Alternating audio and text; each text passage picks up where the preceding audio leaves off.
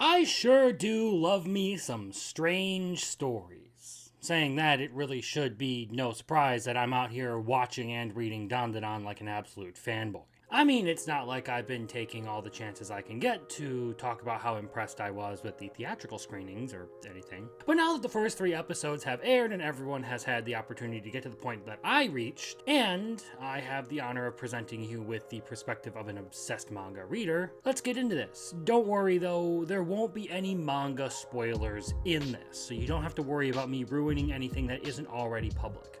So we're kicking off Season 2 right where Season 1 decided to leave us on a cliffhanger, right at the beginning of the Haunted House / Evil Eye arc where we are introduced to the King of Clowns himself, Gigi.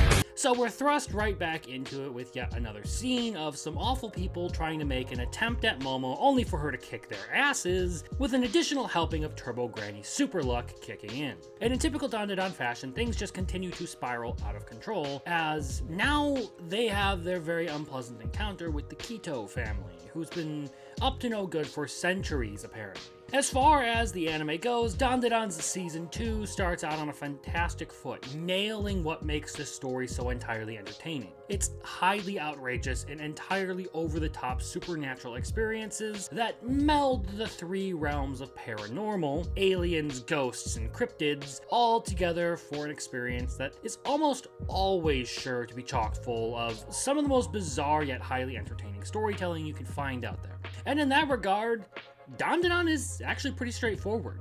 It doesn't really carry some deep or complex plot. Kinda hard to when the entire motive of it is that Okarun wants his balls back.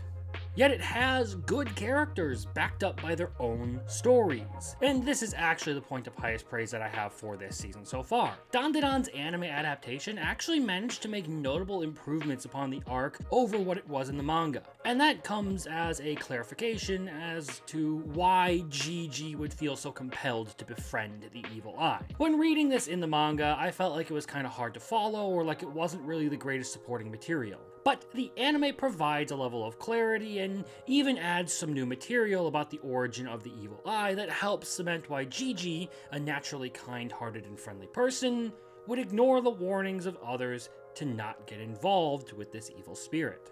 It does a really good job of cementing that part of his character very well, and adds a level of detail to the evil spirit involved that I thought elevated the whole thing to another level. And this is really the point of highest praise you can give an anime adaptation of a manga. If they're doing things in a way that actually improves upon the source material, that's a good thing. But Gigi is hardly the only one who gets some good moments in these first few episodes this season. We get a couple of times where Okarun actually ups his game to play the role of the hero, like when he elects to have Momo escape so that she can come back and save them, as that would be the only way for them to get out of the sacrificial pit. Or when he goes one-on-one with the Evil Eye for his 100 hits moment. Speaking of hits, hit the like button, or I'll steal your dog. But don't let it being straightforward and simple fool you. The characters and the plot don't really need to be needlessly deep or overdone or have some crazy message to them for you to still get some good things out of this show. The characters all have their own developments and stories that make them compelling, and I'd argue that this is because it's a romance anime disguised as a shonen battle series rather than anything else. Yeah, you heard me. I'm saying Dandadan is a romance anime.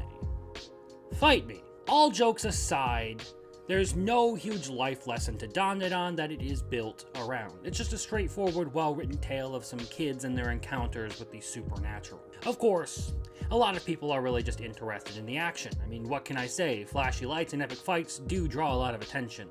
I know plenty of people who are just in it for the punch harder effect, and, well, if that's your taste, fine. Whatever.